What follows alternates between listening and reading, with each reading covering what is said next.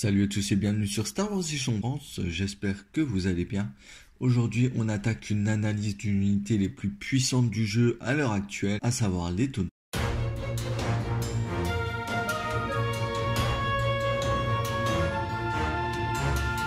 Ah, les Tauntauns, ils ont déjà fait couler beaucoup d'encre. Alors pourquoi je vous en parle que maintenant? Car ils sont plus que jamais dans la méta. Ils sont dispo depuis le 2 août et c'est une unité qui s'est imposée quasi directement de par leur force, de par leurs mots-clés, de tout ça. Donc difficile aujourd'hui de créer une liste rebelle sans ces tueurs, car c'est certain, cette unité va subir un nerf à l'avenir. Donc je fais partie d'ailleurs de ceux qui souhaiteraient un nerf dessus, mais on y reviendra plus tard. Alors que d'autres personnes les trouvent très bien comme ça. On va regarder et vous ferez votre propre idée. Alors, pourquoi tant de vagues sur les Tauntauns? Les Tauntauns, car ils sont 2 dans l'unité, c'est 4 PV, donc 8 au total pour l'unité quand ils sont 2, avec une valeur de morale de 2. Jusque-là, tout va bien. Ils défendent en blanc, ils ont l'adrénaline d'attaque en touche et l'adrénaline de défense qui leur octroie un blocage. Donc, jusque-là, c'est pas mal. Rien de foufou. Et pourtant, ils bougent à 3, donc ce qui en fait l'unité de support la plus rapide des rebelles. Ok, bon, c'est pas dur avec la tourelle FD qui bouge pas et le ATRT qui bouge à 2. Forcément, on bouge à 3, ça les rend les plus rapides. Et en plus de ce mouvement, ils ont des mots-clés tels que sans entrave, qui leur permet d'ignorer les terrains difficiles, ce qui leur apporte une mobilité assez dingue pour le coup. Ensuite, ils ont le mot-clé Preste 1, qui après un mouvement standard, donc à savoir un mouvement standard, c'est un mouvement à vitesse de X ou un mouvement obligatoire. Le pivot, le reverse, grimper, descendre, embarquer, débarquer ne sont pas des mouvements standards. Donc après ce mouvement, il gagne un peu esquive. Donc déjà là c'est pas mal, ça combote pas mal avec la carte de Leia qui offre un mouvement de 1 ou encore la carte de R2 qui donne un petit mouvement à une unité aussi, c'est sympa. Ils ont le mot-clé Relentless, donc implacable, qui après un mouvement vous pouvez effectuer une action d'attaque gratuite. Ah, ça commence déjà à être pas mal. 2 actions gratuites sur un mouvement. Bon, c'est assez fort. Et encore, on passe à la 3e action gratuite, repositionnement, qui avant ou après un mouvement, vous pouvez effectuer un pivot gratuit. Je rappelle que le pivot, c'est 90 degrés et pas plus.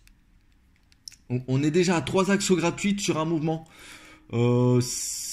Voilà, c'est déjà assez fort. Le mot-clé tireur d'élite qui réduit le couvert du défenseur de 1. Donc ici, pas d'action gratuite, mais il n'y aura jamais de couvert lourd face à eux. Voilà, c'est pas comme s'ils étaient déjà assez forts. Il possède d'ailleurs un pistolet blaster, donc DL44 qui à portée 1-2 tirera 2 rouges, donc 4 rouges si les 2 Tauntauns sont en vie, évidemment. Avec l'adrénaline de touche, bon, on va dire que c'est pas mal. Et au corps à corps, ils jetteront chacun 2 noirs et un blanc avec le mot-clé Ram 1, donc le mot-clé en français c'est Bélier 1. On peut vite se dire que les Tauntauns sont meilleurs au tir du coup, car 4 rouges contre 4 noirs et 2 blancs, c'est vite vu. Et c'est là qu'intervient justement le mot-clé bélier. En effet, le mot-clé bélier, lorsque vous attaquez, si vous avez effectué un mouvement standard complet à votre vitesse maximum, très important, vous pouvez transformer les résultats vierges en critiques. C'est trop fort. Donc en gros, sur 6 dés que vous lancez, 2 seront obligatoirement des critiques. C'est très très bon dans la méta actuelle et dans la méta à venir, je pense, parce que ça vous fait 2 critiques gratos au corps à corps si l'unité en face a de l'armure. Et en plus, si vous y équipez ténacité qui rajoute 1 dé rouge au corps à corps si vous êtes blessé ou que vous ayez déjà perdu une figurine, comme on dit, rien n'est plus dangereux qu'un Tauntaun blessé. Donc déjà là, on a quand même une idée de la bête. Vous les verrez souvent équipés de ténacité et de brouilleur de communication, voire la liaison haute qualité pour pouvoir les activer au moment le plus opportun. Le brouilleur de communication, après avoir subi sa baisse de points, c'est très très bon, parce que les Tauntauns vont forcément avancer, donc ça va vous faire chier. Voilà, on reste dans l'optique de l'unité, casser les couilles.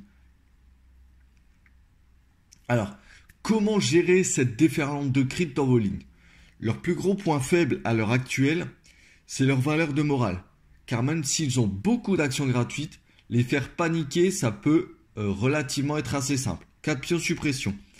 Car ils seront assez souvent en dehors de la bulle de leur commandant. Et si ce n'est pas le cas, la valeur de morale la plus haute d'un commando rebelle, c'est 3. Donc avec Luke ou Jyn. Donc 6 pions suppression. Si vous avez la bonne liste, ça va très très vite. Il reste aussi un peu comme tout le monde très sensible à perforant. Donc si vous avez l'occasion de leur balancer votre porteur de sable dans la bouche, ça vous fera du bien à vous.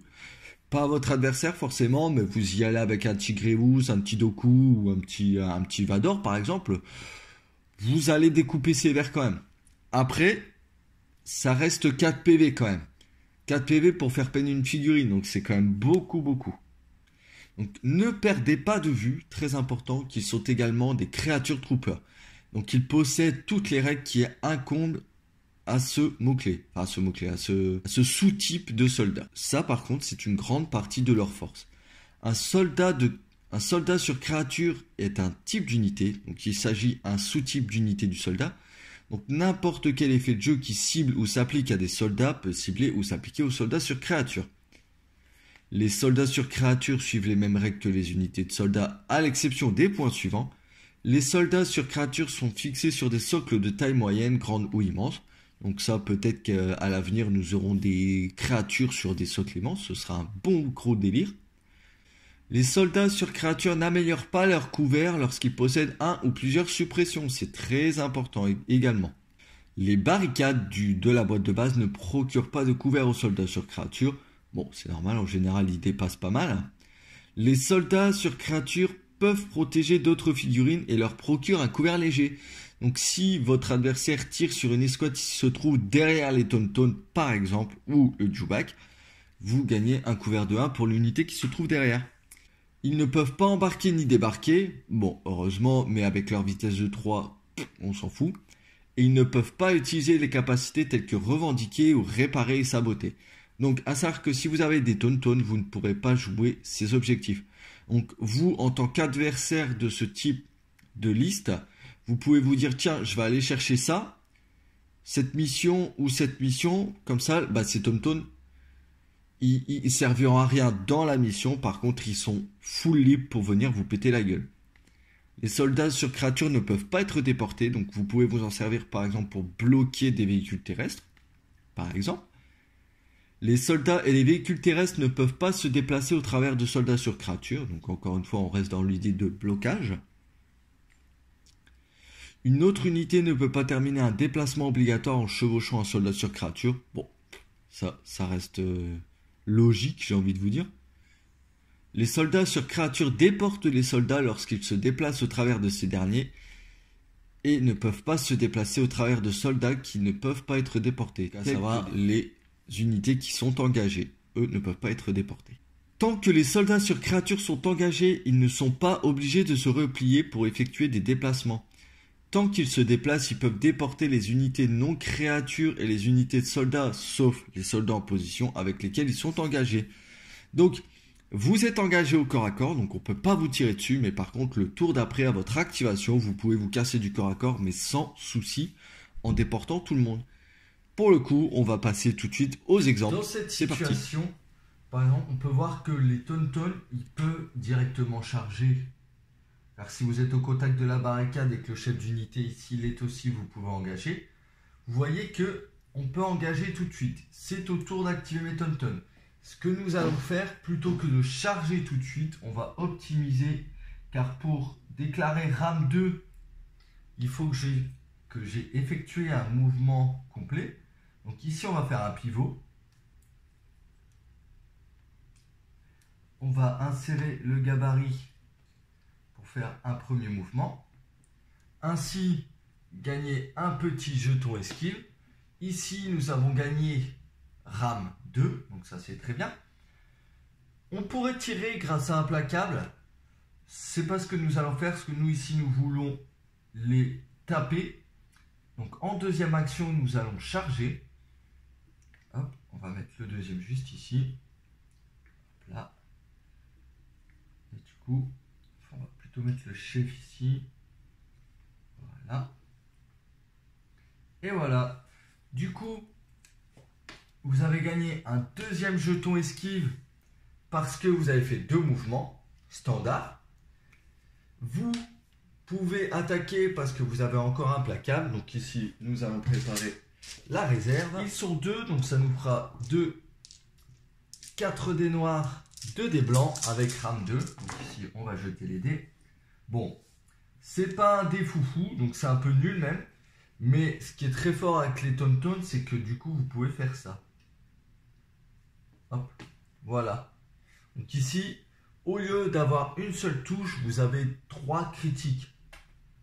Bon, on aurait pu dire que ça c'était une touche, mais vous avez minimum 2 critiques, donc ça se relance pas. Ici, les shorts vont tenter la défense. Bon, une défense, j'en perds 2, c'est pas trop grave. Mais vous avez l'idée du petit combo à faire. Toujours voir si vous pouvez faire un mouvement complet, histoire d'activer rame 2. Et comme ça, vous faites un deuxième mouvement pour votre deuxième jeton esquive. Comme ça, vous allez pouvoir taper très fort. Idem, on va refaire l'attaque, la séquence d'attaque, on est un peu mieux. Donc là, ici, vous avez 3 touches. Et ben, vous pouvez passer directement à 5. C'est assez fou. C'est assez fou. Ici, toujours même cas de figure pour les Short Troopers. Alors, donc les Tonton sont évidemment à portée de charge. Qu'est-ce que nous pouvons faire pour éviter, parce que il vaut mieux éviter une charge plutôt qu'un tir. Donc je préfère prendre un tir à 4 dés rouges quand même qu'une charge à beaucoup plus. Donc ici, les shorts vont pouvoir faire une première action. Et tout simplement effectuer une deuxième action. Donc, en venant ici, je vais dézoomer. Shoot, voilà. En venant par ici, mes shorts ont fait leurs 2 actions. Évidemment, la cohésion, vous les mettez le plus loin possible. Hein. Et au moment de l'activation des Tonton, ici, reposition, un mouvement, je gagne mon petit pion esquive. Je fais un deuxième mouvement, hop, complet. Voilà. Je gagne mon deuxième jeton esquive. Et ici, je vais pouvoir jeter 4 dés rouges, mais qui ne profitera pas de rame 2. Hop. Bon. Il n'y aura pas besoin que ça profite, mais ça fait du coup 4 touches au lieu de 6 potentiels, voire 7 avec ténacité. Donc ici, les shorts, boum, ils perdront quand même 3 persos. Bon, c'est pas très stat, mais ici, vous avez quand même évité une charge. Je préfère éviter une charge qu'un tir des Tonton. Tout simplement. Et comme d'habitude, donc, lors d'une analyse, on regarde très souvent ce que contient la boîte. Bah, la boîte, vous la voyez juste ici. Très simple, dans la boîte, vous avez 2 figurines de Tonton, donc qui sont relativement simples à monter, qui sont assez jolies, assez rigolotes. Voilà. On va essayer de... Donc les poses sont vraiment sympas.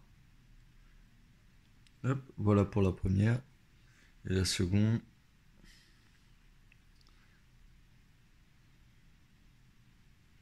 des bonnes têtes. C'est vrai que ça va être un plaisir à peindre, ça, quand même. Bon, même si je joue pas vraiment rebelle, c'est très très cool.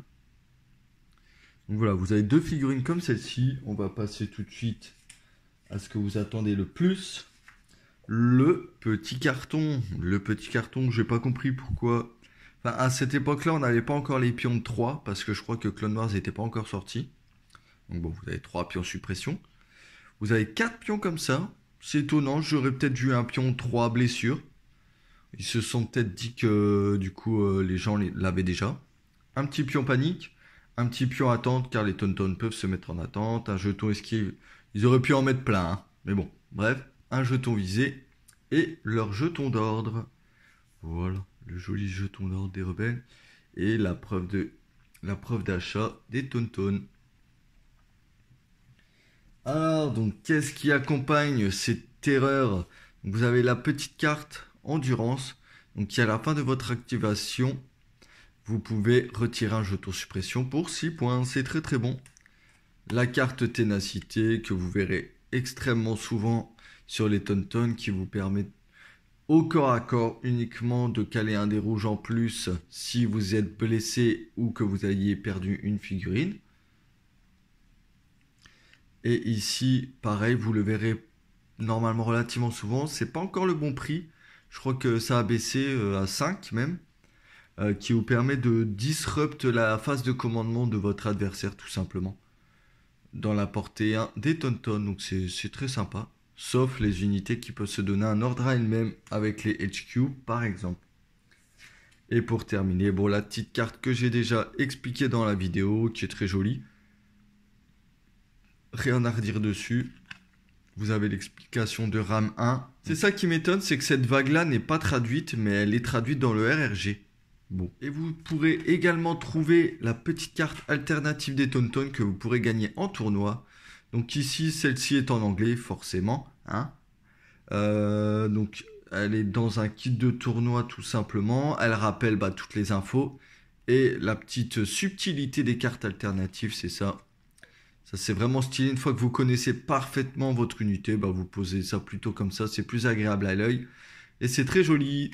Celle-ci, vous ne l'aurez pas dans la boîte, mais pour ceux qui souhaitent faire un petit peu de tournoi et gagner ce type de carte, sachez que celle des Tauntaun existe. Et donc voilà pour cette vidéo sur les Tauntaun. Merci à vous de m'avoir suivi jusqu'au bout. Je vous dis à très vite sur Star Wars Légion France. Peace!